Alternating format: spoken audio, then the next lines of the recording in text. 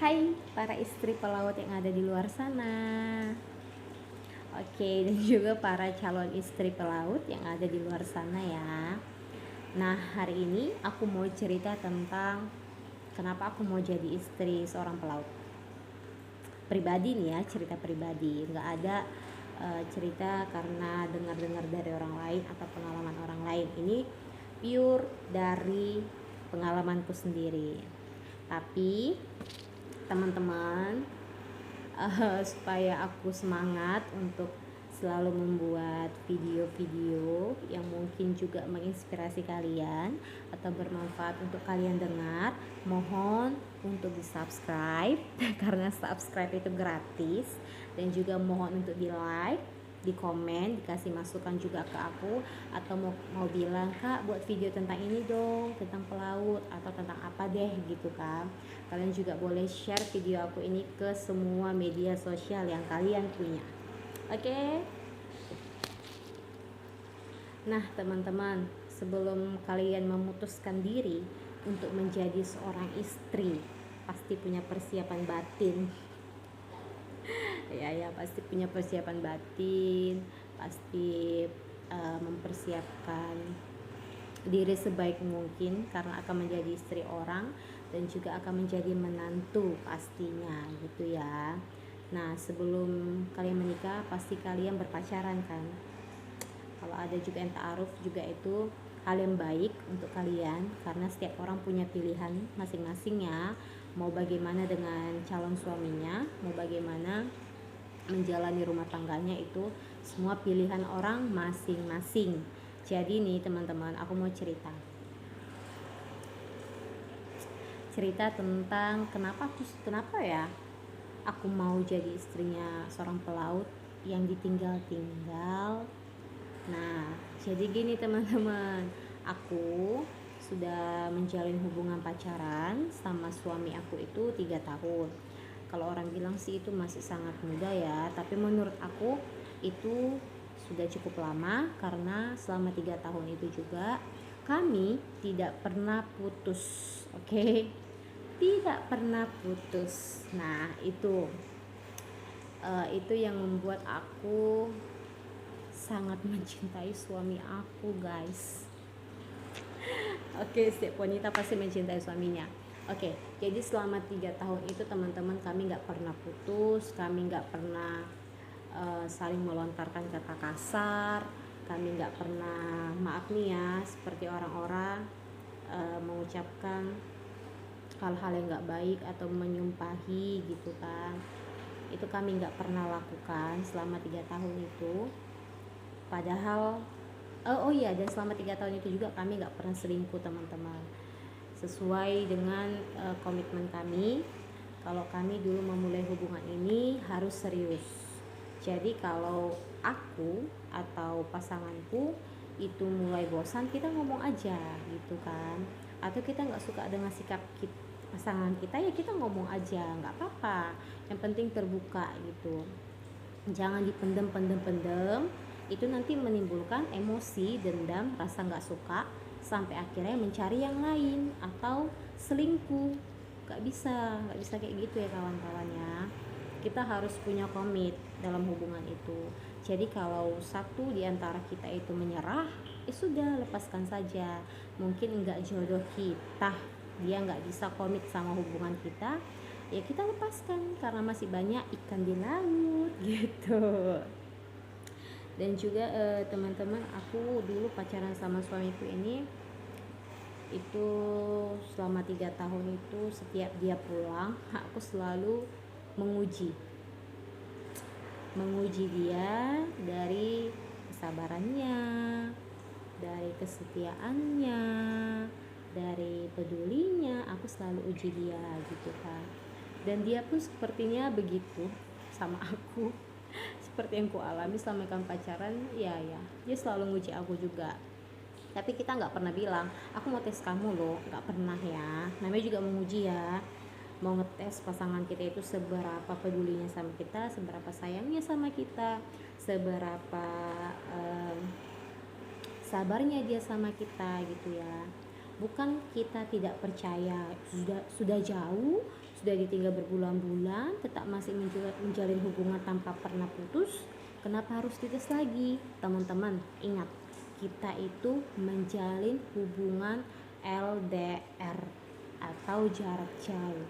Bagaimanapun baiknya seseorang, kita harus tahu ya secara langsung. Itu ya tips bagi yang LDR ya. Jangan hanya percaya di LDR ini aja selama video call baik-baik gitu kan. Sayangku, cintaku, kamu sudah makan segala macam. Enggak gitu ya. Karena kita juga butuh langsung kita lihat bagaimana dia. Itu kita butuh teman-teman. Seperti aku nih contoh kecilnya, aku pernah nggak sengaja atau gimana gitu, dan aku memang nggak ngetes dia waktu itu, tapi memang tidak sengaja gitu kan, tidak sengaja menumpahkan air ke celananya nih teman-teman.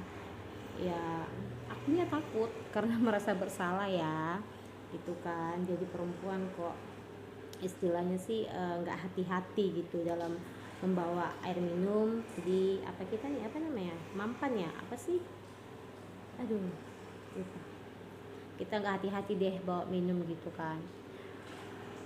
Tapi kalian tahu teman-teman, reaksi dia itu ya tidak langsung marah-marah, tidak langsung apa sih kamu ini, kenapa sih kamu ini seperti itu, bawa ini aja nggak beres segala macam, nggak ada.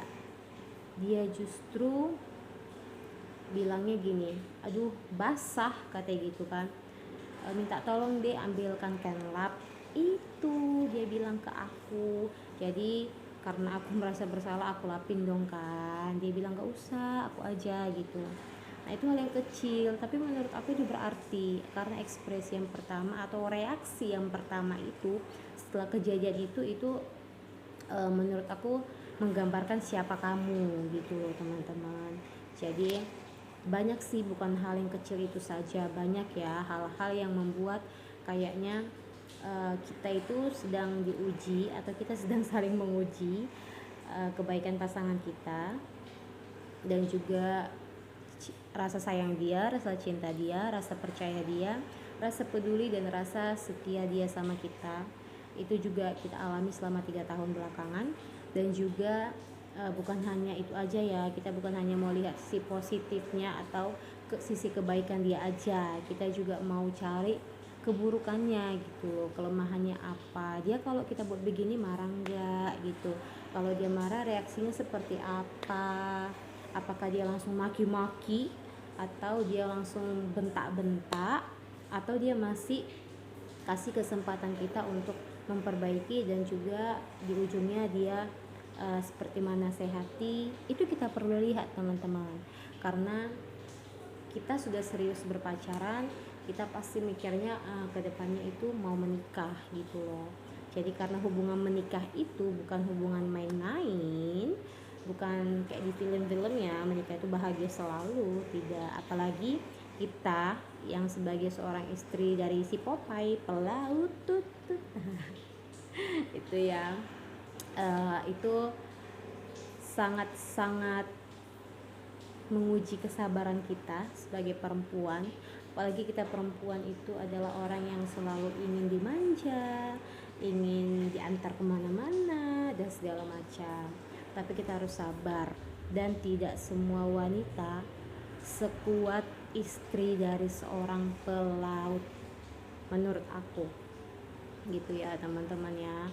Jadi intinya ya, kalau kalian mau jadi istri seorang pelaut itu, kalian jangan anggap duitnya banyak. Ekonomi memang bisa mencukupi kita secara batin, tapi kita tidak selalu mendapatkan kepuasan batin kita gitu loh. Kita harus menahan, kita harus sabar. Ingat, orang yang menjadi suami kita itu adalah berkat untuk kita, mereka adalah rezeki untuk kita. Jadi jangan kotori rezeki kamu itu, jangan ambil berkat itu dengan dosa. Jangan. Semua hal yang suci, semua yang sudah Tuhan kasih ke kita itu kita terima. Lalu kita juga jangan juga menganggap suami kita itu ATM, mesin ATM.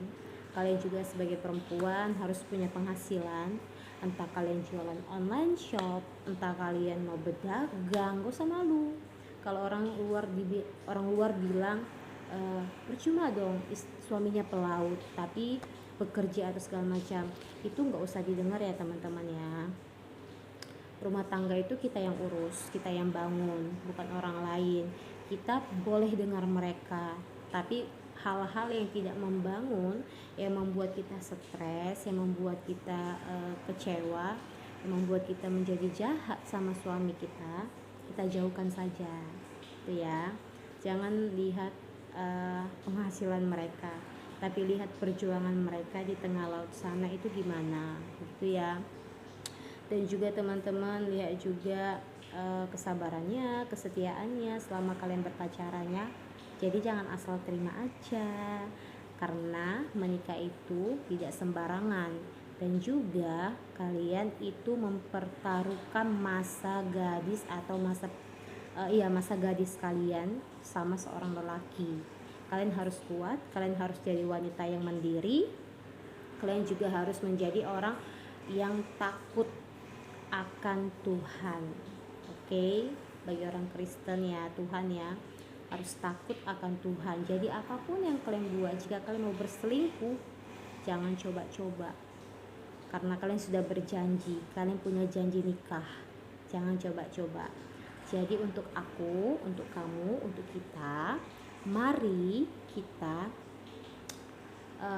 rangkul suami kita, mari kita buat dia bahagia, mari kita buat dia selalu tersenyum, jangan berbeban, supaya ketika dia bekerja dia tidak stres, tidak memikirkan kita yang membuat masalah ini, yang selalu buat dia marah, tidak memikirkan kita tentang hal itu, tapi memikirkan kita tentang hal-hal yang baik.